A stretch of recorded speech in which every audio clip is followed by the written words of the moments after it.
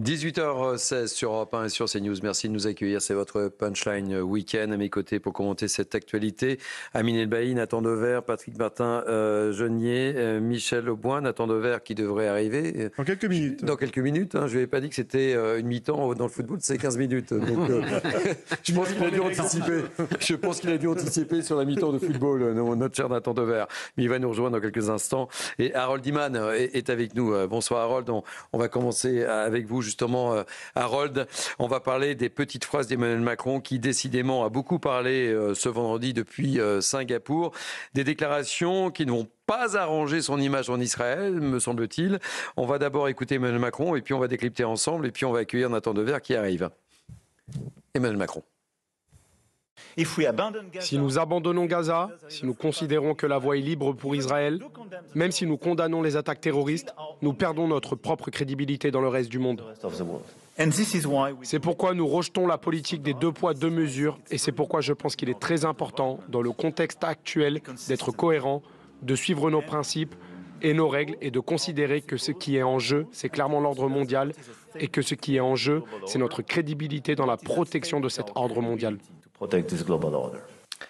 Harold Iman, je vais en profiter pour saluer Julien Baloul. Je vais lui donner la parole dans quelques instants. Bonsoir Julien, je dis que vous êtes ancien journaliste et ancien porte-parole de Tsahal. Merci d'être avec nous sur Europe 1 et sur CNews. Tout d'abord, avant de vous donner la parole et de vous faire réagir, Julien Baloul, il a accumulé les réactions et les petites phrases aujourd'hui, Emmanuel Macron. C'est le moins qu'on puisse dire. Hein. Dans celle de Benjamin Netanyahou, qui a dit que Macron était en croisade contre l'État d'Israël. Bon, je me suis renseigné chez 2 Israéliens, et Julien Baloul nous en dira plus, mais le mot croisade n'est pas si connoté en Israël.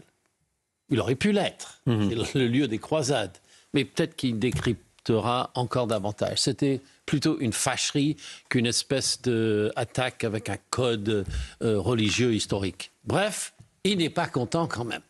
Et depuis hier déjà, Emmanuel Macron était en Indonésie, où il a annoncé que l'Indonésie allait reconnaître Israël, ou accepterait de le faire, si le plan de paix était mis en œuvre. Ce plan est très complexe. C'est la restitution de tous les otages, l'arrêt des tirs israéliens, le désarmement du Hamas, tout ça par incantation. Donc, comment on peut arriver à une telle chose et espérer comme ça que d'ici le 18 juin, le jour d'un grand sommet à New York, franco-saoudien, sur la solution des 2 États, comment est-ce qu'on peut imaginer qu'en 18 jours, on y arrive? Donc voilà, ça a été difficile. Ensuite, on sait que Emmanuel Macron a dit de la politique israélienne à Gaza, sur l'aide humanitaire, que c'était une honte et que les bombardements étaient une honte. Ensuite, il dit qu'Israël a le droit de se défendre. À la fin, ce n'est pas vraiment compréhensible. Julien Baloul, bonsoir. Si nous abandonnons Gaza et laissons faire Israël, nous perdons toute crédibilité, a dit Emmanuel Macron aujourd'hui. La reconnaissance d'un État palestinien est un devoir moral et une exigence politique. Je pense que ce n'est pas très bien perçu chez vous en Israël, Julien Baloul. Hein. Oui, ça m'inspire plusieurs choses. D'abord, en tant que franco-israélien, je suis toujours attristé et désolé de voir mes 2 pays ne pas s'entendre et j'aurais préféré voir commenter des relations plus chaleureuses, d'abord à titre personnel. Ensuite, sur le mot croisade qui a été commenté à un instant, en effet, je vous confirme en Israël, ce n'est pas très connu, pas très connoté. Par contre, Netanyahou est un fin historien, fils d'historien. Lui, je pense qu'il savait de quoi il parlait lorsqu'il a utilisé le mot. Mais je vous confirme que dans la société israélienne, ça n'a pas eu l'écho auquel on pourrait penser. Deux choses, je pense, d'abord. D'abord, sur le cessez-le-feu. Ce matin, le Hamas a encore refusé l'offre de cessez-le-feu, l'énième offre de cessez-le-feu proposée par le médiateur américain.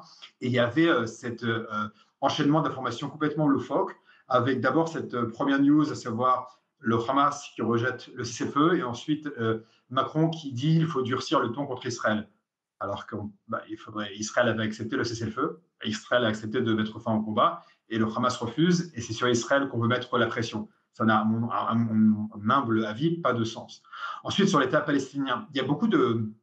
C'est pas très clair, parce que d'un côté, il dit qu'il faut absolument reconnaître l'État palestinien, et de l'autre, ils redisent certaines conditions qui sont importantes et qui sont à mes yeux cruciales, notamment la libération des otages. Comment envisager la libération, la reconnaissance d'un État pour la libération des otages. Or, parfois, la France semble en faire une condition, y compris la démilitarisation du Hamas, etc., etc. Donc, je ne vois pas comment, en quelques jours, tout ceci peut arriver. C'est-à-dire, je ne vois pas comment, en quelques jours, on va avoir la libération des otages, le Hamas qui rend les armes, etc., comme condition sine qua non à la reconnaissance de l'État palestinien. Donc, j'ai envie de dire, attendons quelques jours, et puis les déclarations seront confrontées à la réalité, et on verra si dans quelques jours, la France reconnaîtra l'État palestinien sans condition, ou bien est-ce que la France dira d'abord la libération des otages, et ensuite on verra. Julien Baloul, Harold Iman a une question à vous poser. Oui, Julien Baloul, est-ce que la population israélienne, le peuple israélien veut encore ou peut encore croire en une solution diplomatique et puis, est-ce que ce serait celle de Trump ou celle des Européens? Est-ce qu'on peut imaginer Trump sans les Européens? Qu'est-ce que vous ressentez? Qu'est-ce que vous percevez? Il y a deux choses. D'abord, les Israéliens sont épuisés, hein, comme les Palestiniens, évidemment. On est après 2 ans de guerre. Les Israéliens veulent en finir. Mais je pense que, moi-même, par exemple, qui ai milité pour 2 États, qui croit une solution diplomatique, je pense qu'aujourd'hui, on a bien conscience qu'on ne parle pas d'une paix. Je ne pense pas qu'on peut avoir une quelconque paix avec une société palestinienne qui a été éduquée à la haine, qui est éduquée à la haine du juif, et avec des milliers, des dizaines de milliers de civils qui ont été impliqués dans tous les crimes du Hamas. Je pense qu'on parle tous simplement de quelque chose de tactique, de stratégique, de savoir est-ce qu'on pourra faire taire les armes pour permettre un retour des otages. Mais je pense que personne ne se fait, si vous voulez, d'illusions sur le long terme. En revanche, on voit quand même quelque chose d'assez intéressant ces derniers jours qu'il faut même souligner. On voit le Hamas qui perd un peu le contrôle de la population locale, et ça, c'est quelque chose qui est extrêmement important, parce que le Hamas, qui monopolisait l'aide humanitaire, maintenant perd ce contrôle sur l'humanitaire via le nouveau système américain qui est mis en place. Et il y a des manifestations contre le Hamas qu'il faut également encourager. Et on voit une vraie colère dans la population palestinienne contre le Hamas. De ce chaos, on peut espérer peut-être de jours meilleurs, parce que si un autre leadership palestinien se met en place contre le Hamas, c'est une bonne nouvelle. Et par exemple, si on prend l'exemple de ce qui s'est passé au Liban, après la récente guerre entre Israël et le Liban, le Hezbollah, pardon, on voit l'armée régulière libanaise qui prend des positions au sud Liban. C'est historique et c'est une excellente nouvelle, avec l'arc chiite iranien qui est tombé. Donc pourquoi pas peut-être demain à Gaza. Julien Baloul, merci pour votre témoignage et votre réaction après ces échanges et ces propos tenus par Emmanuel Macron. Je rappelle que vous êtes ancien journaliste, bien sûr, et ancien porte-parole de Tsahal. Petite réflexion, Nathan Dever, peut-être. Oui, je voulais faire 2 petites remarques. La première, Julien Baloul mentionnait à l'instant le fait qu'il y avait des manifestations contre le Hamas. Il faut vraiment rappeler qu'avant même le 7 octobre, dans l'été qui a précédé ce drame, en juillet plus précisément, il y a eu des manifestations très importantes de la population palestinienne, essentiellement dans le sud de la bande de Gaza, contre le Hamas, manifestations réprimées à balles réelles. Deuxièmement, sur le projet français, je crois que l'initiative française, elle a une carte à jouer qui est forte. C'est qu'à Gaza, le plan de Trump, il est lunaire, il est indécent. Tout le monde se souvient de la vidéo faite par l'intelligence artificielle où Gaza devenait un projet immobilier avec déplacement forcé de population. Enfin, c'était complètement n'importe quoi et nul et horrible. La France a des choses, je pense, elle pourrait avoir une vision à donner. Mais quand on est pour la création de 2 États, ce qui est mon cas, il y a des conditions. Mais les conditions, celles que Julien Baloul a énoncées, la libération des otages, la reconnaissance par un certain nombre de pays de la région d'Israël, c'est une chose, mais il y a surtout une condition, d'ailleurs, que la France précise, la démilitarisation du Hamas et que la Palestine ne tombe pas dans des mains islamistes. Et sur cette question, je crois que le comment est plus important que le quoi. Parce qu'il faut expliquer comment vous démilitarisez le Hamas, premièrement.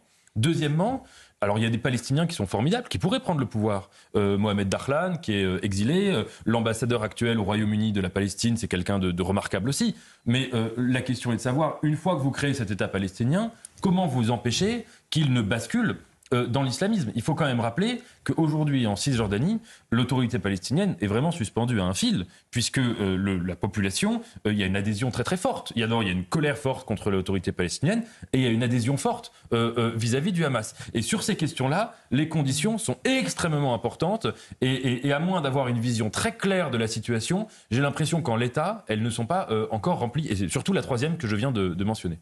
Je voudrais vous faire écouter une partie de l'édito de notre ami Yohann Usaï, que vous connaissez, qui est un de nos journalistes éminents du service politique. Il est revenu ce matin dans la matinale de Romain Desherbes sur le recrutement, justement, on parlait du Hamas, de 10 000 nouveaux membres du Hamas. Écoutez ce que disait Yohann Usaï. Israël n'est pas un État cruel et barbare, comme veut bien notamment le dire la France insoumise. Car savez-vous comment ces 10 000 nouveaux membres du Hamas ont été recrutés et payés ?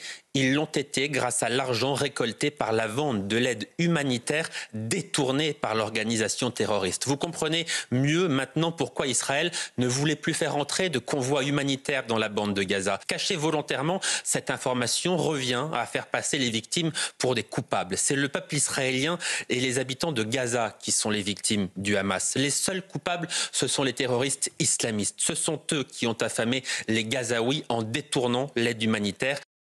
Patrick Martin-Geny, une réaction peut-être sur ce que nous dit Yohann Usaï et également sur les propos tenus par Emmanuel Macron qui sont guerre populaire évidemment en Israël. Oui, alors sur effectivement l'aide humanitaire détournée par le Hamas, ça c'est constant, c'est démontré, ouais. C'est établi, c'est documenté. Et on voit bien aujourd'hui, vous parliez de la manifestation contre le Hamas de la population, c'est devenu encore plus important aujourd'hui lorsqu'on voit effectivement que ces personnes, ces enfants qui ont besoin de nourriture, eh bien, ils sont encore sous le poids de cette organisation terroriste qui, effectivement, vole cette nourriture. Et donc, c'est à eux qu'il faut s'en prendre. Et aujourd'hui, je crois qu'il y a un ras-le-bol encore plus important vis-à-vis de cette organisation terroriste qui gère ce territoire depuis des années, puisqu'il gère les services sociaux, il gère des écoles, des centres sportifs. Et donc, c'est le Hamas qui gouverne cette entité. Et lorsque Benjamin Netanyahou nous annonce la mort de Mohamed Sinwar, c'est très important parce qu'aujourd'hui, on constate en effet que le Hamas est considérablement affaibli. S'agissant de l'autorité palestinienne, c'est très inquiétant parce qu'on assiste aujourd'hui à une dérive. Mahmoud Abbas a, je crois, 88 ans, c'est quelqu'un qui est complètement dépassé. Ce n'est pas une institution démocratique puisque ça fait plus de 20 ans que le Conseil législatif n'a pas été élu. Donc il faut effectivement démontrer que cette institution serait capable de gérer un État, ce qui n'est pas encore le cas. Il y a beaucoup de corruption au niveau de l'autorité palestinienne. Je mentionnerai simplement qu'ils vivent aussi beaucoup de subsides européens. Il y a du détournement d'argent. Et donc ça, c'est très grave. Il faut effectivement, à terme, penser à un double État et vivant pacifiquement à côté d'Israël. Aujourd'hui, il me semble que ça vient à contre-temps. Je ne pense pas, comme vient de le dire Harold Iman, que ce sera possible d'ici le 18 juin, parce que tout simplement, les conditions n'en sont pas encore remplies, alors que Nathan, vous disiez effectivement, la solution à long terme, c'est la création de 2 États, mais aujourd'hui, il me semble que c'est un peu prématuré de dire cela. Je voudrais rajouter juste un mot à ce qu'a dit Yohann Usaï. Il a dit 10 000 nouvelles recrues et selon des sources gouvernementales françaises, l'âge moyen est de 19 ans. Donc, on a raflé des enfants, des jeunes adolescents, enfin des adolescents. Il n'y a pas de véritable armée du Hamas aujourd'hui.